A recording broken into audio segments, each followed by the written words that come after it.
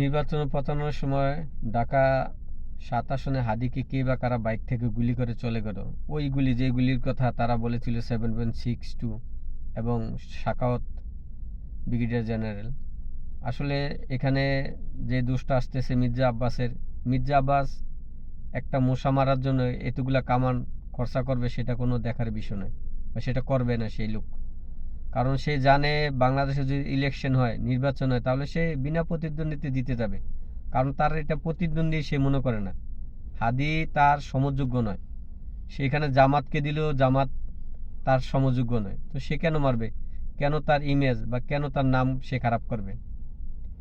আর যেভাবে আওয়ামী লীগের নাম সব জায়গায় কিছু হলে আওয়ামী লীগ, আপনি দেখেন বিগত 5ই আগস্টের পর যেভাবে আওয়ামী লীগের উপরে হামলা, মামলা, গুম, হত্যা করতেছে আওয়ামী লীগকে, কেউ কিছু বলতেছে না, কোনো কথা বলতেছে না। আওয়ামী লীগ এই কাজ করবে বা এই কাজ করার পক্ষে সম্ভব, সেটা সাধারণ মানুষও বোঝে যে এই কাজ কে বা কারা করতে পারে। এখন যদি আসে আপনার বিএনপি, জামাত শিবির এবং এনসিপি, হ্যাঁ তাদের স্বার্থ থাকতে পারে। কারণ যদি হাদির মাধ্যমে বাংলাদেশে হত্যা করে হাদিকে নির্বাচন বানচাল করে বন্ধ এবং স্থগিত রাখা যায়, তাহলে তাদের একটা এখানে মোটিভ আছে বা তাদের একটা স্বার্থ আছে। তারা বর্তমান এখন প্রশাসনিক যে দায়িত্বগুলো তাদের লোক কর্মরত আছে জামাত এবং এনসিবির, যদি বিএনপি কোনো মতে আসতে পারে, তো সেই কর্মরত দায়িত্বগুলো তারা নাই থাকতে পারে। বিএনপি আসলে তাদেরকে অবশ্যই বাইর করে দিবে। আর ইলেকশন গেলে তাদের যোগ্যতা অতটুক নেই যে তারা একটা সিট পাবে। ভোট পাইতে পারে কিছু, কিন্তু সিট পাবে এই যোগ্যতা তাদের নেই। হ্যাঁ, জামাত যদি কিছু সিট পেতে পারে, আগে 4টা 5টা পাইছে, এখন 10টা পাইতে পারে জামাত, অথবা বেশি পাইতে পারে।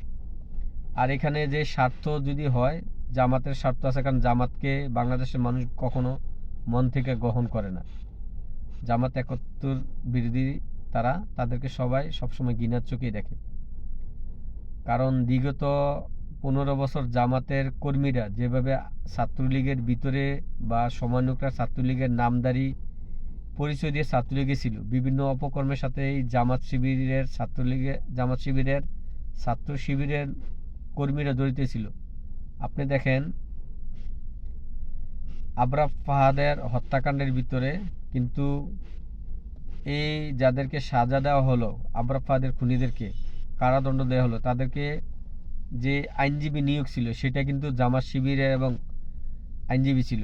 তো যে আইনজীবী জামাত শিবিরের পক্ষে নেয়, এখন যে আপনার এই হাদিকে খুন করার জন্য সমন্বয়ক এবং জামাত শিবিরের এটা সংযোগ নেই, তাতাত নেই, সেটা কিভাবে আপনি উড়িয়ে দিবেন বা সেটা কিভাবে আপনি বিশ্বাস করবেন না? কারণ তারা তো জানে ইলেকশনে গেলে তাদের জিতার কোনো ক্ষমতা নেই। তো তারা যদি গন্ডগোল করে বাংলাদেশে বিশৃঙ্খলা করে তারা থাকতে পারে, তাহলে তাদের ফায়দা বাংলাদেশে। কারণ বাংলাদেশকে অস্থিতির করা একটাই মোটিভ তারাই। আর বাংলাদেশ আওয়ামী লীগ একদিন না একদিন আসবে ইনশাল্লাহ। মানুষ তাদেরকে মন থেকে ভালোবাসে এবং আরও ভালোবাসবে। আস্তে আস্তে সব প্রকাশ পাবে।